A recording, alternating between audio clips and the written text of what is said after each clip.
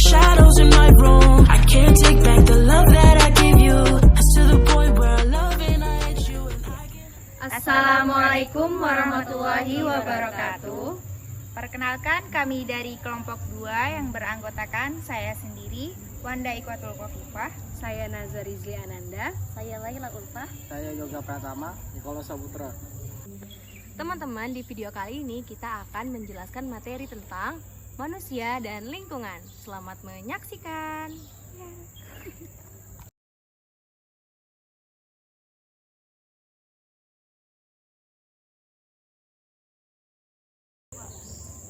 Manusia tak terlepas dari lingkungan hidupnya dan terus berinteraksi dengan komponen biotik maupun abiotik serta sosial dan budayanya. Apapun yang dilakukan oleh manusia terhadap lingkungan hidupnya akan berdampak terhadap kehidupan manusia itu sendiri. Sebab hubungan antara manusia dan lingkungan hidupnya adalah hubungan yang terus-menerus sehingga penting untuk menjaga hubungan yang serasi, selaras, dan seimbang. Manusia dan lingkungan hidup telah berkembang dan berubah dari waktu ke waktu. Interaksi manusia dan lingkungan hidup dapat didefinisikan sebagai hubungan antara sistem sosial manusia, yaitu manusia itu sendiri, dan ekosistem lainnya, yaitu lingkungan hidup. Hal ini mengacu pada bagaimana manusia berinteraksi dengan lingkungan untuk memenuhi kebutuhan hidup mereka, dan bagaimana lingkungan merespon interaksi tersebut, misalnya saja penebangan pohon di hutan, maka dampak yang akan terjadi adalah gundulnya hutan tersebut.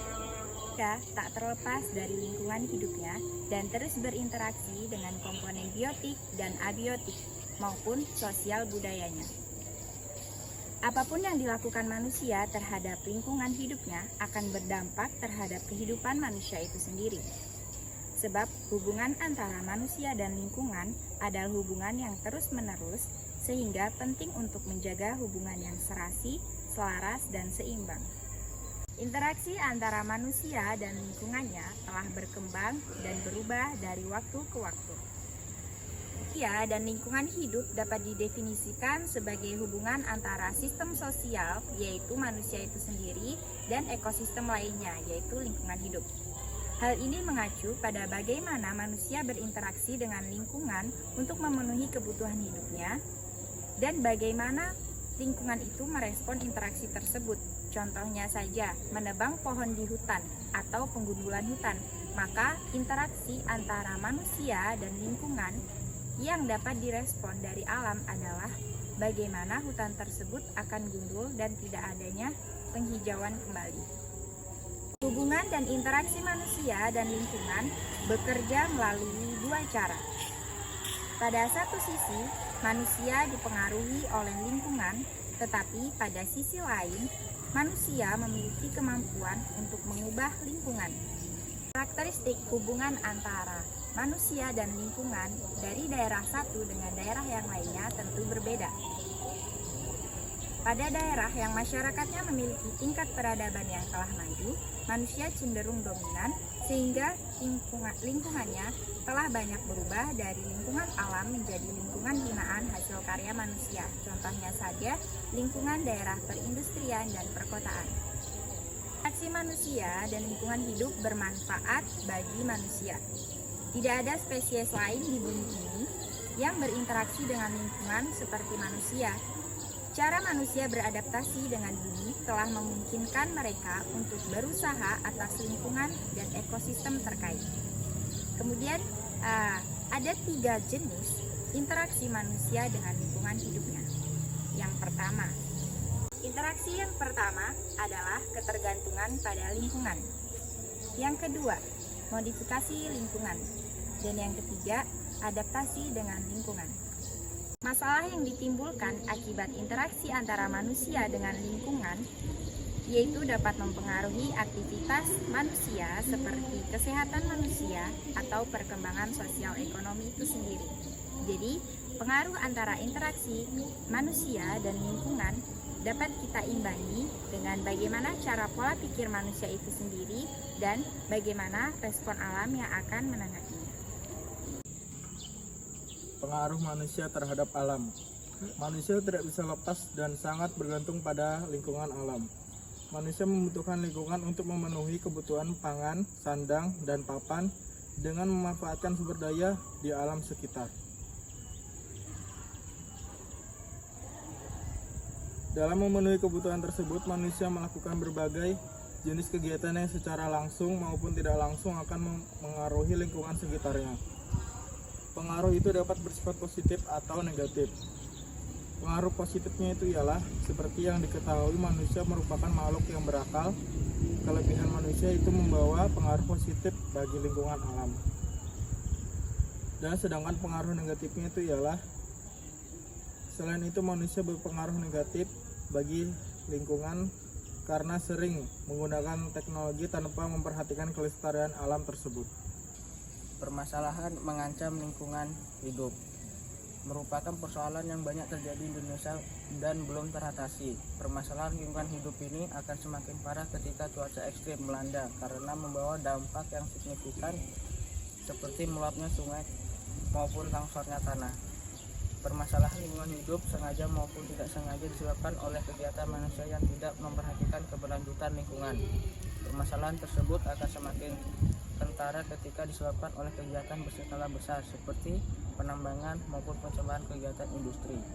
Membutuhkan usaha terintegrasi dari atas ke bawah maupun bawah ke atas atau menanggulangi ini dari kebijakan dibuat dari masyarakat yang mematuhinya. Yang pertama, lingkungan hidup yang sering terjadi di Indonesia, pencemaran sungai. Keberadaan sungai sangat esensial karena menyediakan kebutuhan kesediaan air untuk kegiatan manusia maupun habitat hewan. Kedua, penebangan hutan. Permasalahan lingkungan hidup di Indonesia yang terjadi adalah penambangan hutan. Indonesia adalah salah satu negara dengan hutan hujan tropis yang terluas di dunia. Yang ketiga, abrasi. Kegiatan seperti pengambilan pasir pantai, karang, serta perusakan hutan-hutan bakau menjadi penyebab abrasi yang nantinya berkaitan dengan kerusakan laut dan pantai. Tentu saja jika dibiarkan terus-menerus maka kelestarian laut dan pantai di Indonesia semakin berkurang.